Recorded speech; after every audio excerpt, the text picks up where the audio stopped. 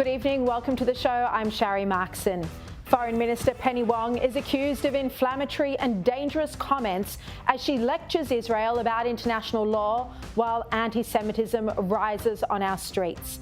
Kayla Bond, Joe Hildebrand and Andrew Carswell will discuss this tonight. And I'm joined by anti-Semitism fighter Noa Tishby to bust the myths we keep hearing about Israel being a colonizer. She also explains why Penny Wong and Barack Obama are wrong to call for a ceasefire. And former commando and ABC enemy Heston Russell will join me to talk about his new campaign to stop trial by media over war crimes. But first tonight. Over the weekend, Palestinian protesters, not content with their massive global anti-Semitism rallies, brought them into the heart of Jewish suburbs, designed to intimidate and threaten Jewish families, including children, on the weekend outside their homes. As Israel battles for its very survival and brave young Jewish men and women who never asked for war venture into Gaza to fight Hamas on the militants' home turf, risking their lives to fight for the sovereignty and security of a Jewish homeland and to protect all of us around the world from terrorism. What we're ultimately seeing and what we're still trying to make sense of is Israel exercising its right to exist, its right to defend itself. It's this that has led to a surge in anti-Semitism globally. It has reached emergency levels in Australia. There's been a 600% increase in anti-Semitic incidents. This weekend in Melbourne and in Sydney, we were horrified to see a new low of devastating anti-Semitism. And it's led to many of us asking, where is our political leadership? Where is our law enforcement? And it's a point I'm going to come back to. But first, let's have a look at what happened over the weekend. Well, first, on Friday night, authorities allowed a pro-Palestinian protest to take place in a Melbourne suburb, Caulfield, where nearly half the population is Jewish. The protest should never have been allowed to take place in Caulfield. A synagogue was evacuated, Friday night Shabbos prayers cancelled, and the Jewish community were left exposed as aggressors entered their streets. Jewish supporters slowly came out to take a presence on the other side of the road from the rally to say, "We won't be intimidated by you." The Australian's journalist Cameron Stewart was there, and here's what he said happened. The rally started off about 200 people, pro-Palestinians, adjacent to a synagogue, and it started off peacefully for a very short time, and then the chants from the Palestinian supporters got a lot more nasty. They were talking about chanting, from the river to the sea, which of course calls for the wiping of Israel off the map. Also, a couple of other chants. He went on to describe how a police barrier couldn't stop the aggressive pro-Palestinian protesters from throwing rocks and running across the road towards the Jews. Oh, the pepper spray's out!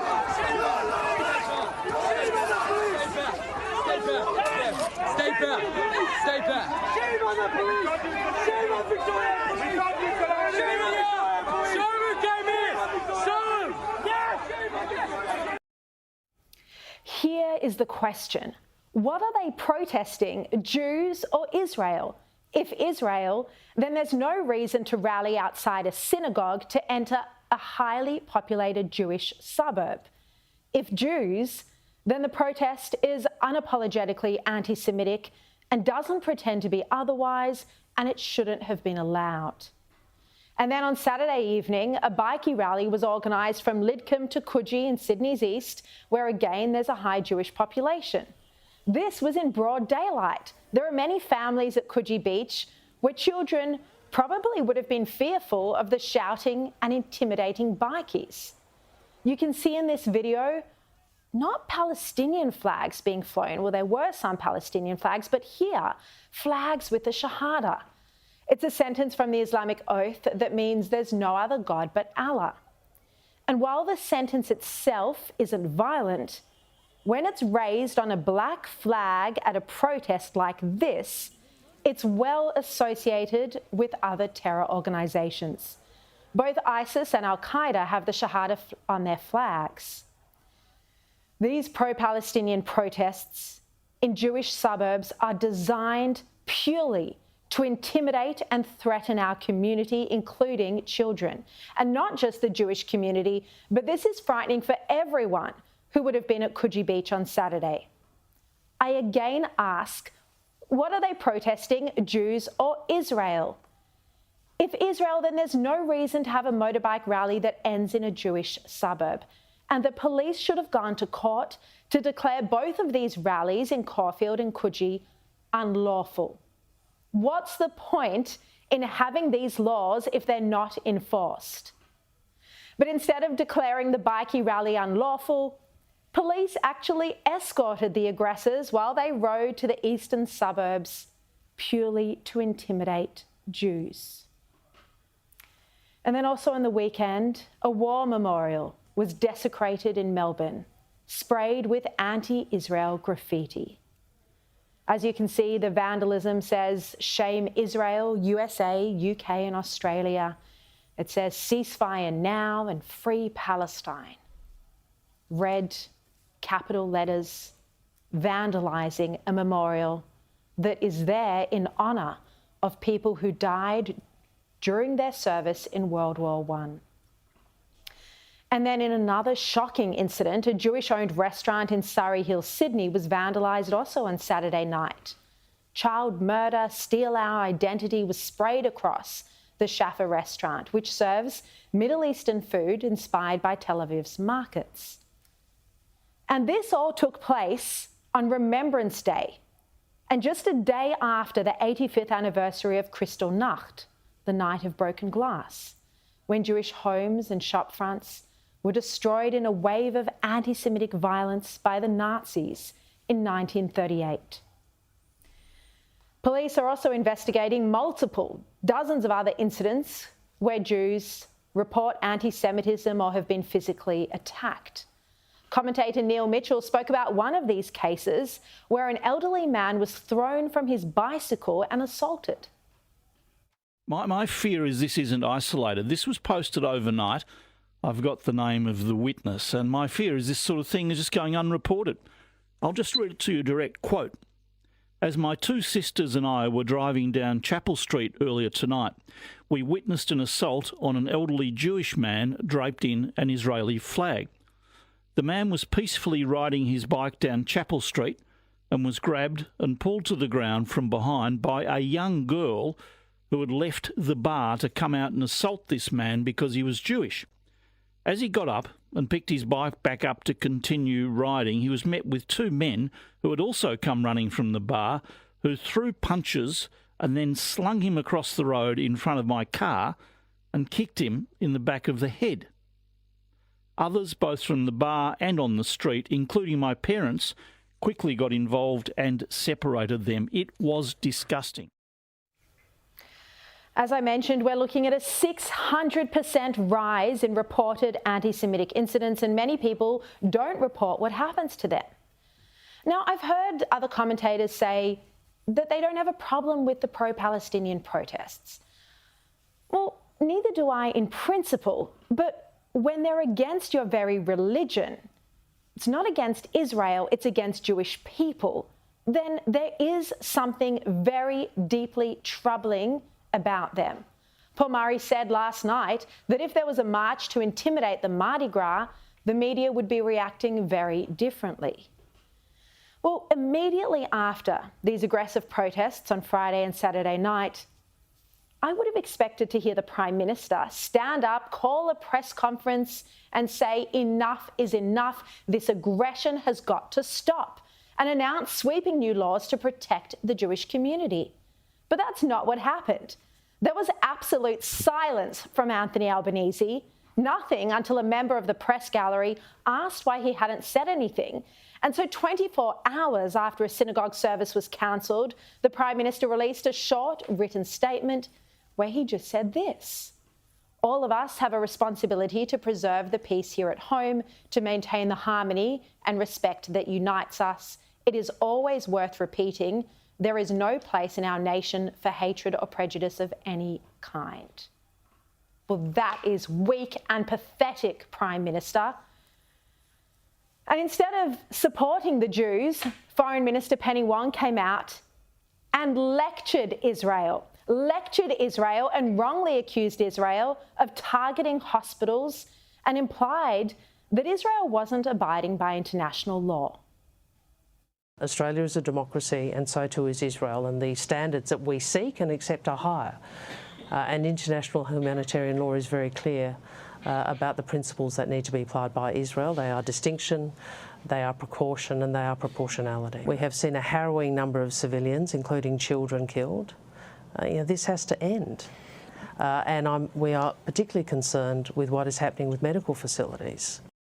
And on she went. So instead of hearing alarm from the federal government about the truly unprecedented nature of what's unfolding here in Australia, Penny Wong once again criticised Israel. And Peter Dutton today called her comments reckless. Well, Jewish leaders also came out and strongly criticised Penny Wong, as you can see on the front page of The Australian today, reminding her that Article 19 of the Geneva Convention explicitly states that hospitals lose their protection if they're used for military purposes. And Hamas has based itself under Shifa and other hospitals. The Jewish leaders said, and I quote, "The libel that any Israeli attack on Gaza and hospitals from which Hamas operates would amount to war crimes only serves to demonise the state of Israel and its supporters. Those libels are central to Hamas's objectives as a terror organisation and are reverberating across the world in a new wave of anti-Semitism. The government of Australia should not be lending any credibility to this false and harmful narrative.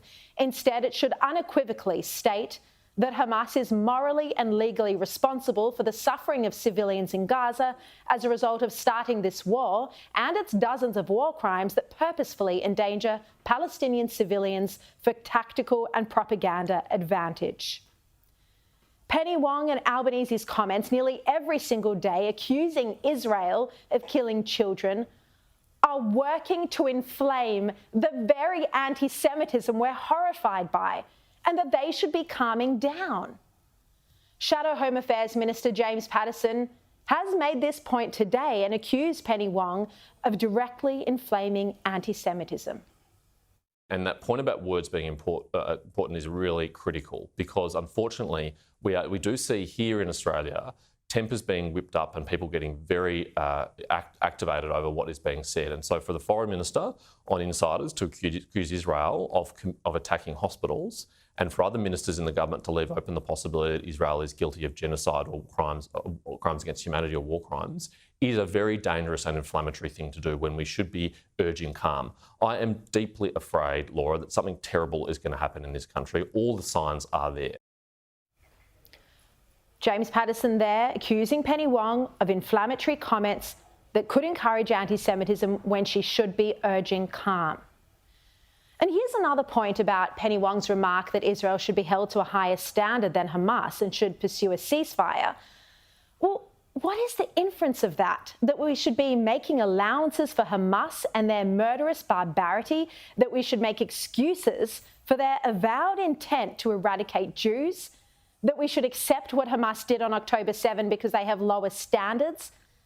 What kind of moral bankruptcy is this? Expecting Israel to agree to a ceasefire in their perfectly legal steps to defend their nation and their people. And by the way, Penny Wong's accusations against Israel are utterly wrong.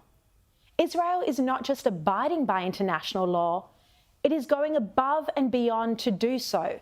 It is taking every effort to minimise casualties by warning people to leave areas before it attacks. Look at these statistics.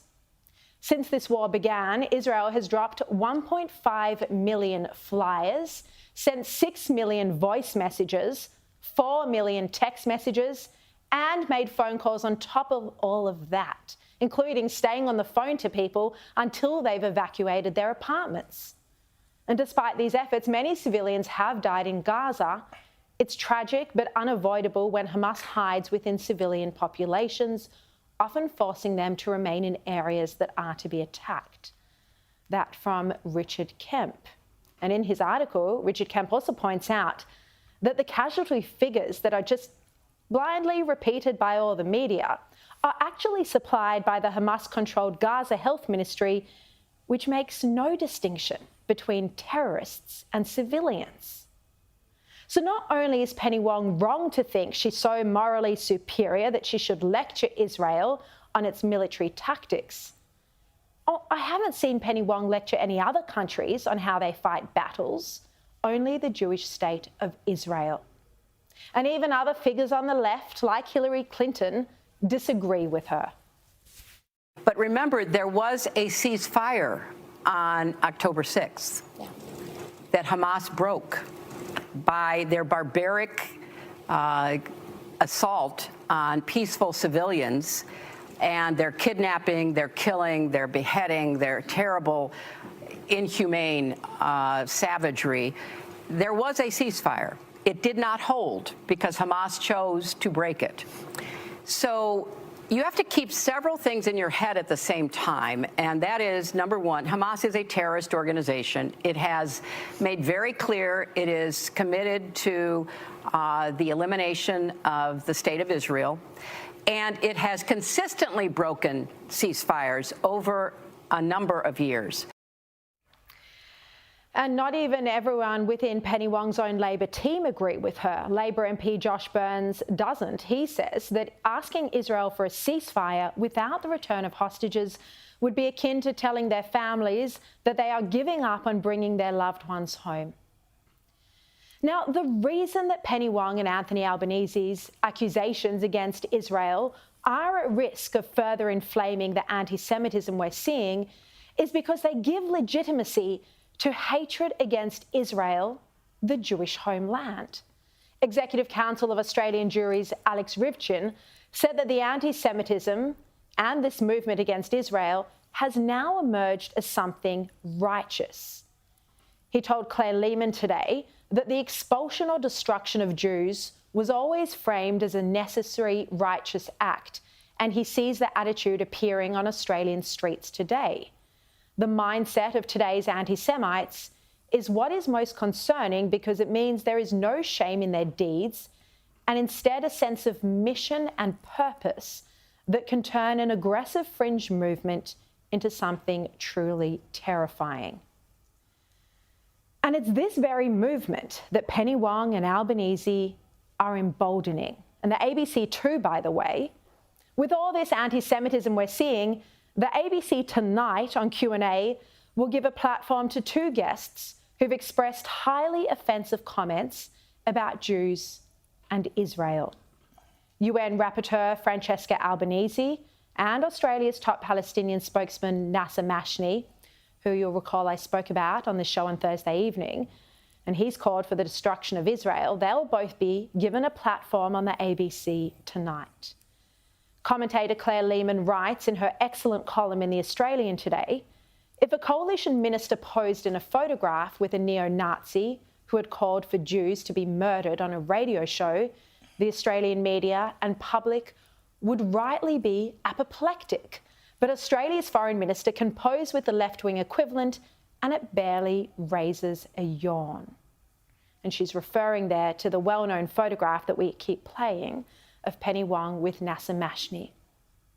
But this anti-Semitism we're seeing is getting worse, not better, and that's in part because of a serious lack of political leadership in this country. Where is the Prime Minister standing up to unequivocally say this needs to stop? He's just not doing it. The Prime Minister has failed to show leadership here. It took him 24 hours before he said anything about the protests in Caulfield, and when he did, it was a very generic statement about how we should all be very nice to each other and we should all get along. I think it's very clear the problem we have on his hands in this country right now. It is anti-Semitism, and if we don't deal with it, something terrible is going to happen. Instead, the Prime Minister keeps lecturing Israel almost as much, or maybe more, than he's criticising Hamas. When Albanese is asked about anti-Semitism, he turns his answer to Islamophobia, like Penny Wong does. Well, can't we just stop the moral equivalence? There is no equivalent Islamophobia crisis here, but there is an anti-Semitism emergency. The aggression towards Jews is reaching boiling point. If and when there is an Islamophobia crisis, as James Paterson said today and Paul Murray said last night, we will call it out strongly. But right now, the government is seriously gaslighting Jews. It's not good enough to prioritise domestic politics over the security of a section of our population. Labor is equivocating because there are no Jews in their marginal Western Sydney seats. This shows their lack of moral compass. This hatred that's arising is greater than base politics. This is real life. This is dangerous. This has real consequences for our lives and our safety. Inaccurate words from political leaders and irresponsible reporting from the ABC can inflame terrible crimes. You can't help but conclude that right now, this federal government is no friend of Israel and is not here to protect our Jewish community. All right, let's bring in now Sky News host Caleb Bond to have a look at this and a whip around the other top stories today. Caleb, the Prime Minister briefly back in the country this week. He's going to head off for his, I think, 20th overseas trip in Good for some, isn't it? In about a year and a half. But he was asked about his handling of Israel by Peter Dutton in Question Time today. Indeed. Dutton opened Question Time by asking the Prime Minister whether the comments made by Penny Wong on Insiders yesterday were the position of the government, her essentially inferring that war crimes have been committed by Israel and that there should be a ceasefire. And Albanese basically responded with nothing. He didn't directly address the statement from Wong at all. He read out a motion that was put up in Parliament and was supported by the government and the opposition, in which they condemned Hamas and basically said, you know, we're very sorry that bad things are happening over there, but we'd like to see a resolution. Well, that's not an answer to whether or not the position of Penny Wong is the position of the government. And then you had today Anne Ali on this network saying that we have called for a humanitarian pause. Now, humanitarian pause is Polly speak for ceasefire, basically. So when you've got two senior members of the government speaking in that way and the Prime Minister refuses to call it out or make a very clear ruling on that matter, you can only assume that it is either the position of the government or a position that the government is entertaining. Now, let's have a look at some other topics today. We're seeing in the Sydney Morning Herald a Resolve poll, showing that voters are turning away from the Albanese government because of the cost of living crisis. Now we've had 13 interest rate rises. What does the poll show and how bad is it getting for the government on this front? Well, the primary vote for the government is down, which is no great surprise, but cost of living is now rating as the number one issue. I mean, I've been saying it for a long time. It's cost of living and cost of living. 52% of people in this Resolve poll said that it was far and away the most pressing issue they have. So you now have a majority of people who are struggling and can't get anywhere, and yet the government keeps saying, well, cost of living is the number one issue to us as well. Well, has anyone seen a reduction in their cost of living? I mean, they fiddled around the edges with things like increases in welfare, but for the average person who's dealing with, in real terms, their wages going down, their interest rates going up, the cost of everything else going up, the cost of fuel going up, the cost of power going up, they've seen no relief at all. So it's no surprise to see that with the voice out of the way, the rubber is starting to hit the road, and the government will actually have to get down to brass tacks and talk about issues that people care about, and that's been borne out in these numbers. Now, what about this story? I mean, people can't even afford to feed their families, and yet we're seeing the Deputy Prime Minister. He went overseas. People can't afford overseas travel. But Sam Maiden in news.com.au, she had an exclusive story on the weekend. She revealed that Richard Marles, the Deputy Prime Minister, had charged taxpayers $115 for one breakfast. Caleb, buy the breakfast yourself. You're on a massive taxpayer salary. Tell us, how much is he paid? $416,212 is what Mr Miles earns as Deputy Prime Minister and Defence Minister. And you can look at the bill there. I mean, $20 for 2 eggs. His orange juice costs $13 US, which is about $20 Australian. He must be going to the top breakfast joints in town to be able to afford that. And he also charged the taxpayer about $300 for his dry cleaning, which apparently included 3 pairs of underpants and 2 pairs of socks. I mean, if you can't do it yourself in the basin, for Christ's sake. Yeah, the good old hotel basin wash. Now, Caleb, very quickly, a Malaysian murderer sentenced for politically charged murder of a pregnant woman has been let out of immigration detention. What's this story about? Well, he's been caught up, or not so much caught up, but after the decision of the High Court last week that we couldn't indefinitely detain people, we refuse to deport people who might face the death penalty. And if he goes back to Malaysia, he would face the death penalty. So we find ourselves in this ridiculous situation where the High Court rules that you can't detain people indefinitely, so we have to let this guy out. But we also refuse to take the opportunity to deport him. This is a man, a criminal obviously, who had his submission for asylum denied, so he's not a legitimate asylum seeker. But we now allow him to walk around Australia freely because we refuse to get rid of him. And there will be other cases like it. The government has to get on top of this very quickly and change the law, because how many other people, be they rapists, murderers, whatever, might you have getting the opportunity to wander around with no compunction? Oh, dear. Caleb Bond, thank you so much for your time. We'll see you tonight at the Late Debate, 10 p.m. Pleasure. And after the break, Noa Tishby will join me to discuss this wave of anti-Semitism we're seeing, and she'll also bust some myths about Israel. Stay tuned. Joining me now, Noa Tishby, the first ever Israeli Special Envoy for combating anti-Semitism. She's also the author of the book Israel, A Simple Guide to the Most Misunderstood Country on Earth. Noa, it's so great to have you on the show again. Thank you so much for your time. Thank you for having me. We're seeing the darkest time for Jewish people this side of the Holocaust. It's coming as a shock to many of us in the community. In your view, is this a reawakening of anti-Semitism because it's now found an acceptable form in anti-Israel protest? Absolutely. So sadly, this is not at all surprising for anyone who is paying attention. You have been very much on the right track in shedding a light on this problem that has been brewing underneath the surface for a very long time, and now it's just coming out. So anti-Semitism, which is anti-Jewish racism and hate, is basically coming from the far right, the far left, and radical Islam. What we're seeing exploding over universities across America and in Australia and in Europe is the far left anti-Semitism, which has taken the shape of Israel hating. So anti-Zionism.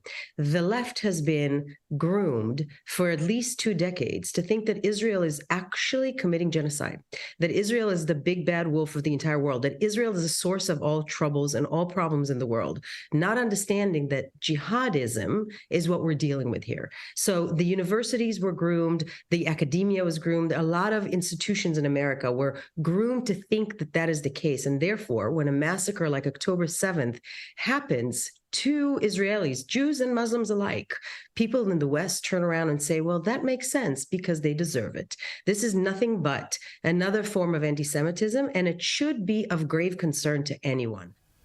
One of the myths that's being perpetuated is that Israel is an oppressor and a colonizer. Can you dispel that myth for us? Yes, Israel not only is not a colonizer, Israel is literally a refugee state that was decolonized from Great Britain. Absolutely nothing to do with colonialism. The Jewish people are indigenous to the land of Israel. And to say that Israel is a colonialist state, again, to say that it's an apartheid state, to say that it's committing ethnic cleansing and genocide, you take the word Israel and you swap it with the word Jew, and what you find is the blood libel that has been used for hundreds and thousands of years. So it used to sound something like this, right? The Jews have indiscriminatorily killed Christian babies.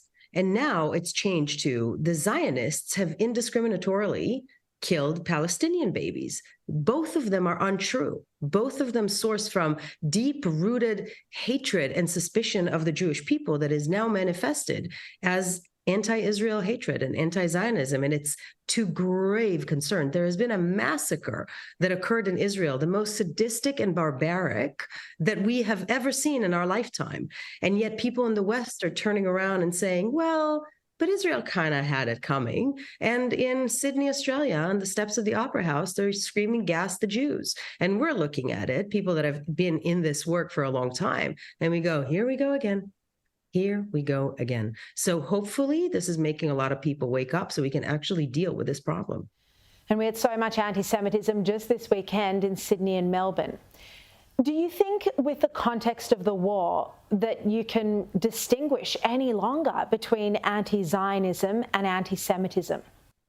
No, I cannot. Anti-Zionism is anti-Semitism, and I've been saying this for many, many years. So this has nothing to do with a war. If you have a disproportionate obsession and vilification and demonization and dehumanization of one country, which also happens to be Jewish, there's a name for that. It's the oldest form of hate and discrimination that is still being practiced today. Anti-Zionism is anti-Semitism. They're one and the same. Noa, it's so refreshing to hear you call it out and call it out properly and so articulately. Look, these global protests are aggressive, intimidating and anti-Semitic. Many from the left are taking part in them, people who also rallied for Black Lives Matter and similar causes. Do you think they realise what Hamas actually stands for? I really hope not, because I prefer to think of them as useful idiots than actually supporting jihadism. This is not a culture that will stop at Israel. This is a culture that will indeed come to the US and to Australia and to Europe. And I know a lot of leaders in Europe are already seeing this. These demonstrations are all you need to see. When you have a pro-Israel demonstration, it's peaceful, it's a rally, it's full of love, people are supportive of Israel and of Palestinian people. When you have a pro-Hamas demonstration, it's violent, it's aggressive, they're shouting in Arabic, and they're ripping American flags and putting flags of ISIS instead of it. What kind of a culture, what kind of a life do we want for our children in this world? If you're not speaking up against this right now, I don't know what on earth you're waiting for. Noa, there's this line that Gaza needs to be freed from Israel, but we've seen evidence of weapons being held in, not under, but in classrooms, and hospitals being used to protect the cowardly Hamas terrorists. Imagine using the sick for protection. Noa, does Gaza need to be freed from Israel or Hamas?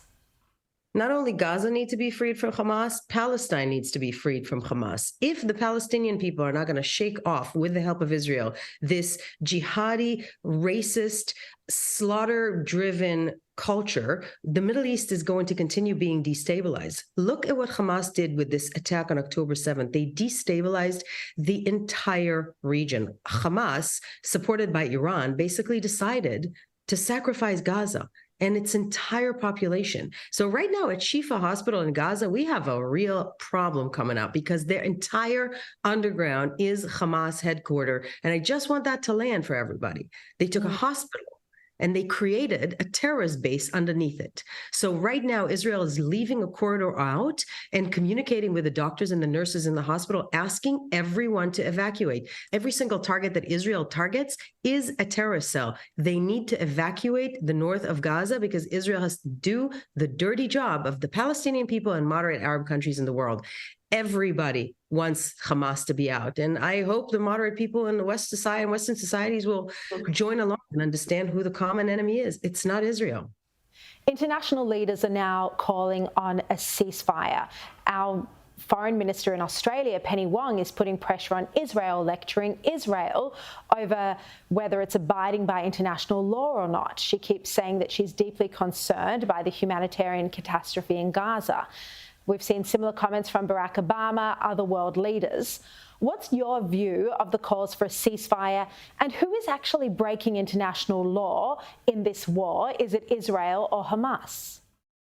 If Hamas wants a ceasefire, they're welcome to return the hostages. They have 241 men, women, and children, 30 children under the age of 16. They have a 4-year-old child there who doesn't have her parents. They slaughtered her parents and took her to Gaza. They have a 9-month-old baby and hostage. Talk about breaking international law. That's breaking international law. I think it's outrageous that people are asking for a ceasefire without demanding that the hostages will be returned. There was a ceasefire on October 6th. Hamas broke every single ceasefire that it had with Israel because they're not interested in peace. They're not interested in living side by side with Israel.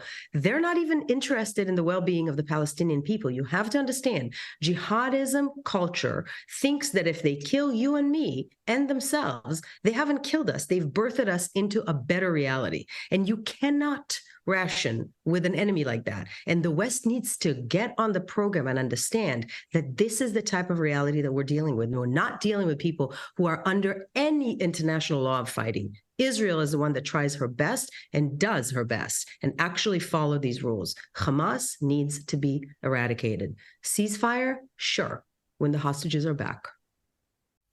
Just finally, what can we actually do to combat and deal with this horrible rise in global anti-Semitism? Well, the first thing that needs to be done is organizations like AMP, SJP, and BDS needs to be outlawed and kicked off of every campus in America. They're not progressive organizations, they're hate groups, and no campus in America or in Australia would allow the KKK to roam campus free. So the first thing is to kick these groups off of campuses all around the world. They need to be outlawed. They're hate groups. And the second thing is actually education of the population, which I believe that we can and will do. Look, the Jewish people has been through a lot. We've been through a lot. And this is just one of those persecution, pogroms, and Holocaust throughout time. And we will not only survive this, but we'll thrive this, but hopefully we'll do it in a way that's educational and makes the world a better place, because that's a Jewish mandate, Tikkun Olam, and we're going to continue doing that. Noa Tishby, thank you so much for your strong advocacy of the Jewish people. Really appreciate your time. Thank you. And after the break, we'll discuss Labor's shocking end to 2023 on so many fronts. Andrew Carswell and Joe Hildebrand will join me live. Stay tuned. Welcome back. Well, tonight our terrific Monday panel is here in person. Joe Hildebrand, Andrew Carswell, so great to have you. Together again, the Holy Trinity. We're all here. Look, let's start with Dennis Shanahan wrote a great column on the weekend where he said that, you know, normally at this time of year, the government would be brushing off its policy barnacles, cleaning up, you know, the odd thing that it hasn't done.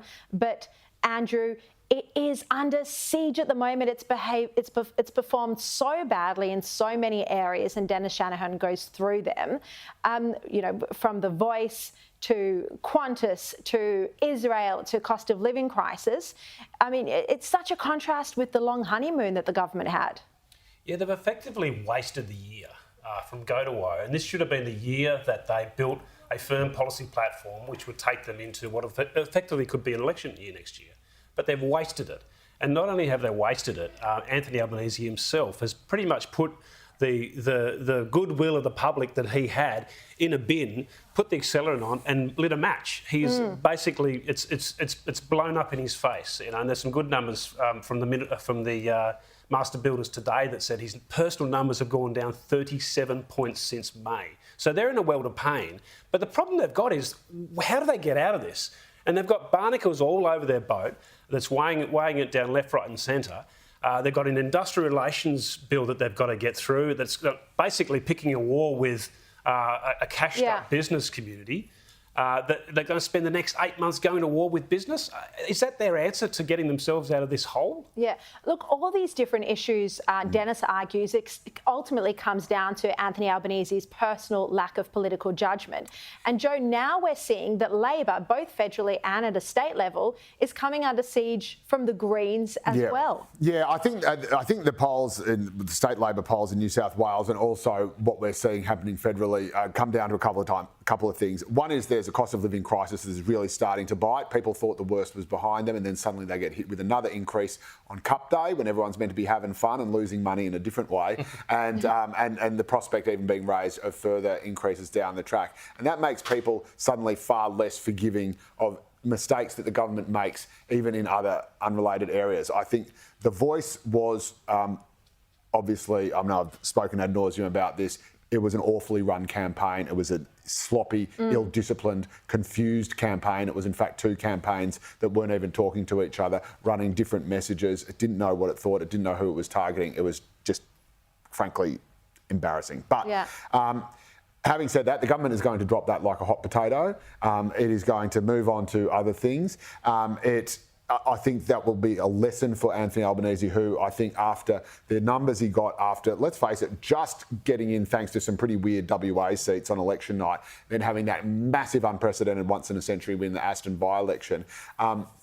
Overconfident. Albo, I think, can be overconfident at times, and I think he was overconfident with the Voice and has been overconfident on his ability to handle other issues when people are really hurting and suffering. And so I think and hope that the failure of the Voice and the cooling of these numbers will make him think, all right, maybe I've got to be a bit more sensible. But let's not forget that most first-term governments are really, really wobbly, and typically a government gets in a big way in the first election and then scrapes through in the second. You know, they promised their election platform, as you know. Well know, Andrew Carswell, you were the press secretary for Scott Morrison. Labor's election platform before the last election was cost of living, was promising everyone life would be cheaper. You can't even argue it's far more expensive now. And Andrew, I also want to ask you what you would have advised. If we're seeing this anti-Semitism on the streets, you were advising the Prime Minister, you would have got him up at the Blue Room having a big press conference announcing national security laws to protect the community, wouldn't you? Yeah, today was a missed opportunity. And it needed leadership today. It needed Anthony Albanese to walk out. Well, needed leadership a month ago, but... It certainly did, but today was the day where he needed to stand up and cut the head off the beast, which is anti-Semitism. He needed to call it out and look down the cameras and stand up in front of the full press gallery and call it out for what it is and demand action from the authorities. But he didn't do that. He squibbed it. He squibbed the moment, and when asked about it in question time as well, he just let it slide like it wasn't a big issue. And you know, you teach what you tolerate, and by not standing up like this and having a firm a push against anti-Semitism, and the same for the police force as well, by not pushing back against what we're seeing rising up through the community, you teach it and you allow it to go ahead. And my fear is that what we're seeing now is not only being tolerated, it's going to get worse unless someone stands up, Anthony Albanese, and calls it out. Yeah, completely agree. Is it, you know, his heart's not in it, Joe. We know that. But is it also that people like Tony Burke are having undue influence? It's actually, it's more, I think Albo's heart is in it. I think he genuinely, obviously, doesn't want, you know, I think it's the sort of thing he would instinctively and naturally say. The problem is, and again, this is just really domestic political considerations, which I agree should be swept to one side when you're talking about this sort of tsunami of race hate, effectively, that is rising. But you've got this problem where among the very among the inner city, that's right, among the inner city, frankly, very white upper middle class left.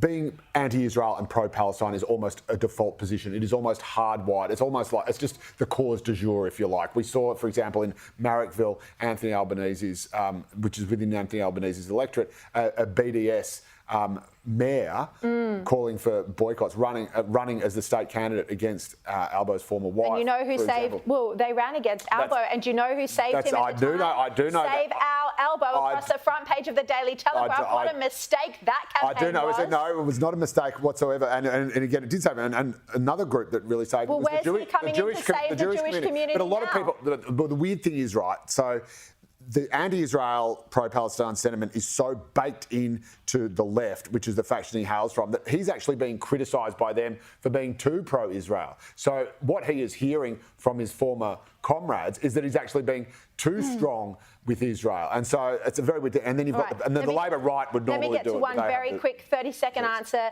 Andrew Carswell, the ABC Tonight on Q&A platforming two people who've either made anti-Semitic or highly offensive comments about Israel. Should they be doing that? Absolutely not. I mean, these are individuals that are linked to organisations that were sending money to organisations in Palestine, and we know what happens when that happens. Yeah. It falls into the wrong hands. So, no, they should not be standing up at any capacity with the ABC. All right. Andrew Carswell, Joe Hildebrand, so great to have you in set together. Together again. And after the break, Heston Russell will join me to talk about his new campaign to stop trial by media when it comes to war crimes. Stay tuned.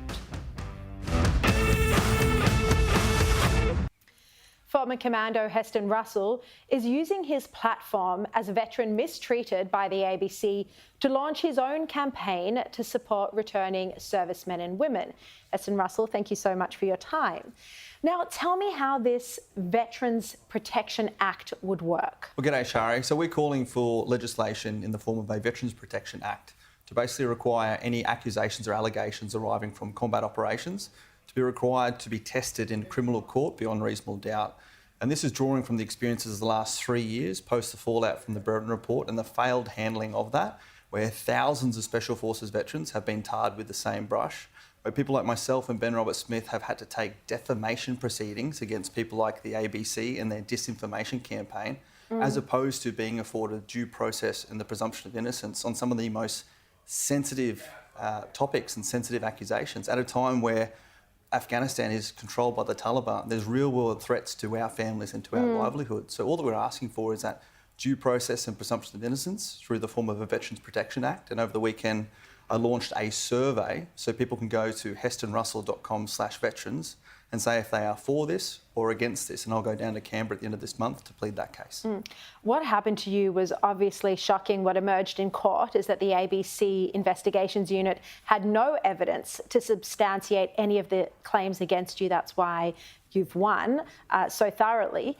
But, you know, what if there are other journalists who do have evidence to back up their allegations of war crimes against an individual? Well, absolutely. And look, you've seen the case in the Ben Roberts-Smith case where the court has found on the balance of probabilities, not beyond reasonable doubt, that there is potentially war crimes there, but he hasn't been charged. And this threshold of evidence must be reached in a criminal court.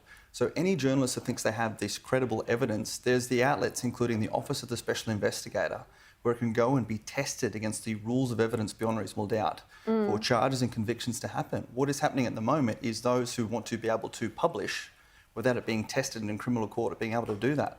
The only result from the Ben Roberts-Smith case is that 2 journalists can publish books. He hasn't been charged, let alone convicted. So you're saying journalists shouldn't be able to publish war crimes at all, or just shouldn't be able to name the people that they're reporting on, unless they've been charged? Yes, they should not be able to name until they've been convicted, I would push. And that instead of accusing, for instance, November Platoon or the 2nd Commando Regiment, it should be reported that it's the Department of Defence. And what's been missing throughout all of this is the Department of Defence stepping up to support their former employees. And instead you've had 44 men from November Platoon being tarred with the same brush, 3,500 people from the Special Operations Task Group being tarred with the same brush. And some of the stories and impacts that's had on the livelihoods of them and their families means that we need legislation to better protect them going forward. Heston, I want to ask you as well about what we saw on the weekend. It was Remembrance Day on Saturday. We saw a memorial dedicated to those who gave their lives in service of this country during World War I being desecrated by pro-Palestinian protesters. How did that upset you when you saw that? Yeah, I was disgusted by that. You probably saw I took to that on my social media as well. I was disgusted by that. And I was disgusted by politicians who chose to select to politically grandstand on the back of, you know, what is Remembrance Day, remembering the lives lost by all servicemen and women in all wars and conflicts since World War I, to promote their support for Palestine or anyone other than Australian veterans. And I cannot believe that we're at that place in Australia where either one, our politicians don't understand that, or two, we allow actions like the desecration of that memorial to occur. And I can tell you, speaking with many other veterans on Remembrance Day, the common conversation is this is not the Australia I serve to support. And for me, that is a large part of why we're doing things like this legislation, because that sends shockwaves through, you know, the memorable part of my service and the service of others. You fought for freedom of speech, but not for the freedom to hate and to incite violence. Absolutely. Heston Russell, thank you so much for your time. Thank you, Sharri. Thanks for watching tonight. If you want to catch up on the Noa Tishby interview, you can watch it online. Otherwise, I'll see you tomorrow at 5. And here's Peter Credlin.